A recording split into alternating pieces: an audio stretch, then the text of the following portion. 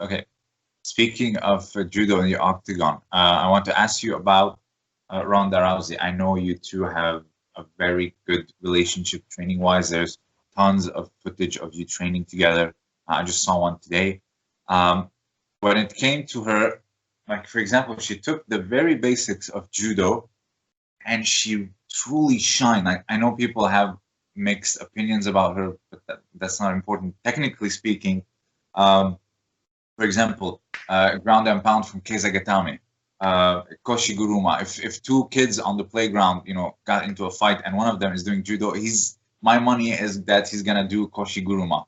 Her Uchimata, her Ogoshi, the very basics, and of course her Jujigatame. But I want to ask about how her training was. What was the center of it, or what did it revolve around?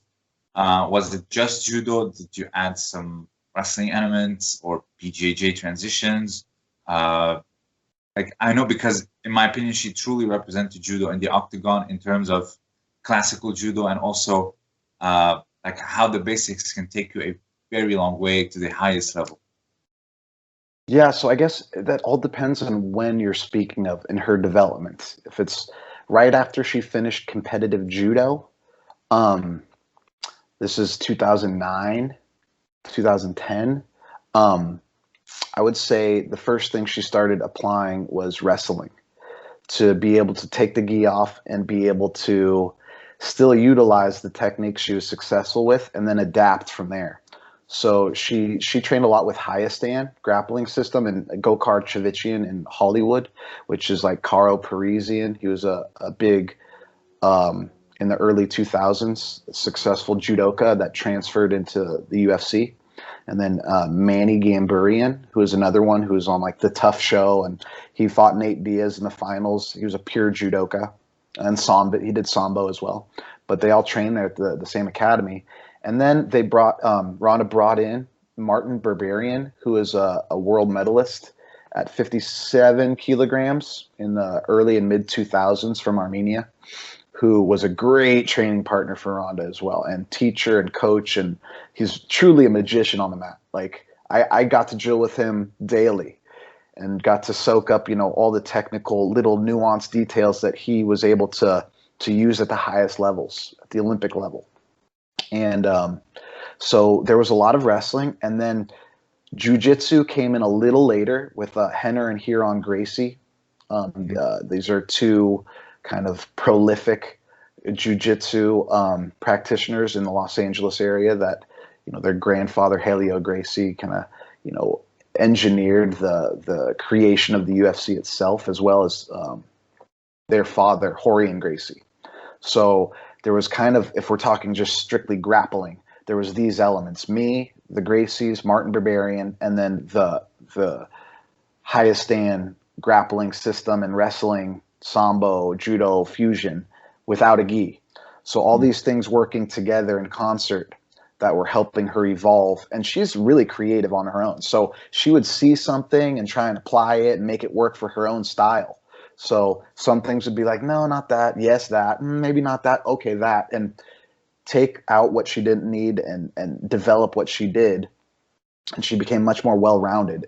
You could see it in her almost evolution when she started as like an amateur. In her fighting, she would use like these deep kochi maki komis and get her back taken. And it was like a trial and error. Almost through these fights, you could see her take techniques out of her repertoire because they would get her in trouble. So it was like a work in progress. And you could see the development in training sessions and, in those fights until her later fights. So there was a lot of things going on, and it was all kind of worked together. But I really admire the clinch, her upper body takedowns, and of course the ashiwaza, because I never saw her like shoot a single or a double, or maybe she did, but just one time on Misha Tate, she did like a little snatch single leg and took her down. But it was so it's not something she really practiced. It was just available. It was a way to get to the body more than like, I'm going to shoot a blast double, because that's what I do. No. So yeah, she was able to kind of bum rush her way and get inside to be able to get to the clinch or a pummel or an overhook to be able to use Uchimata, Hiraigoshi, Osoto, Sumigaishi, all these transitional techniques to get on top. Towards the end, what was really like? I don't know if you have like the entire knowledge of the situation, but towards the end of her career, like her last two fights specifically, what was going on in the camp, striking wise, grappling wise? Because there is this like if you just look up people talking about her ending, how she ended her career, you would see like this very prominent scenario in a sense that she believed that she was the greatest striker. She forgot her grappling. She was focusing solely on striking. It got to her head. You see it, for example, on the JRE podcast being talked about a lot, actually. What do you think? How did the beginning of the end? How did the end start in a sense? And fighting wise, technique wise, what happened? Do you think? Well, I think there's a lot there. It's not as so simple as like a few sound bites that say, she thought she was a great striker, so she lost in that department. I think if we start at the end, in the first 40 seconds of her fighting Holly Holm, her bottom teeth all get pushed back into her head. And from then on, she was kind of a zombie. So that whole fight, most people would have been done. But she labored on. And it showed, you could tell something was off. She was just a step slow or at the wrong timing, at the wrong place, wrong time. And I'm not making excuses for her. She fought a fight that, it didn't go her way, stylistically.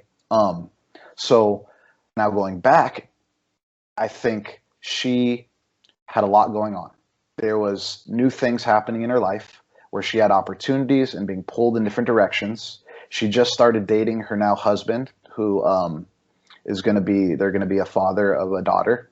So there was a lot happening where it was almost like untenable. You couldn't really control these variables and factors that were now influencing her motivation and the way she was going about her training. Yeah. And, looking back, I could kind of see it and feel it in training where it was more, let's get through this rather than I'm pissed off. I want to prove to the world that I'm the baddest ever. So there was like a level of psychological change that took place as well. So, and, from a coach's perspective, friend, family, because my dad is actually her godfather and helped coach her mother. So I've known her since we were kids. And she trained with me when we were preteens. So, watching her full development and it escalate to a certain level where it was like, she built the sport for women to be able to fight in that organization, which is the predominant organization for mixed martial arts there is. So, there were conversations had that were like, okay, is this the direction we're going? Okay. This is the direction we're going. She, are we going to get paid a couple $100,000 to do this movie or to fight this fight, or a few $1 million to be, in a movie for 15 to 20 minutes, so these other opportunities arose that were, financially made way more sense.